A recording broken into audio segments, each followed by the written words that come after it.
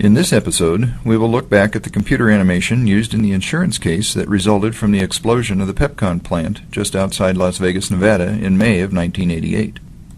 The Pacific Engineering Production Company of Nevada, or Pepcon, manufactured ammonium perchlorate at their facility south of Las Vegas. This material was the oxidizer for the solid rocket boosters that were used to launch the space shuttle.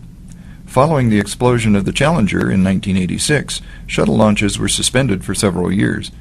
Unfortunately, Pepcon continued to manufacture ammonium perchlorate, or AP, and stockpile it on their property.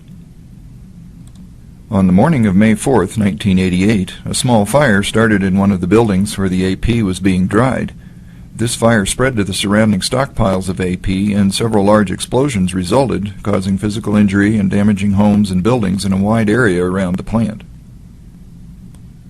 Z-Axis was hired by the subrogating insurance carriers to produce the graphics for their case against Pepcon. We started out by building a 3D model of the plant and the stockpiled AP surrounding the buildings and in the open fields and asphalt lots.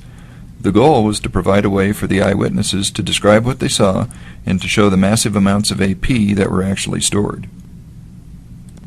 In addition to Pepcon, Southwest Gas was also named as a defendant. As it turns out, there was a high-pressure natural gas line belonging to Southwest Gas running directly under some of the stored AP on the Pepcon site. Physical and video evidence from the site indicated that the ruptured gas line could have played a role in causing or exacerbating some of the explosions. If this was true, Southwest Gas would be liable for some of the damage that the explosions caused to the surrounding communities. During the course of this work, I spotted an opportunity to help track the progression of the fire as it spread from its source and engulfed the stored AP.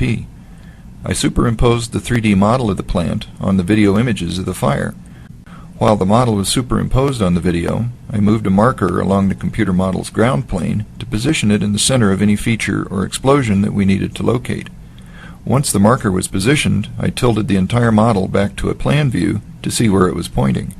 Using this technique, we were able to track the progress of the fire as it spread across the entire site.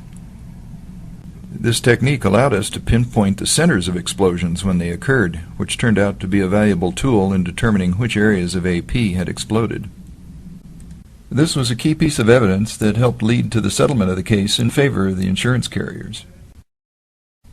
We thought this case had faded into history when in 2003 we were contacted by Court TV, who was interested in telling the story of this forensic investigation in the premiere episode of their new series Extreme Evidence.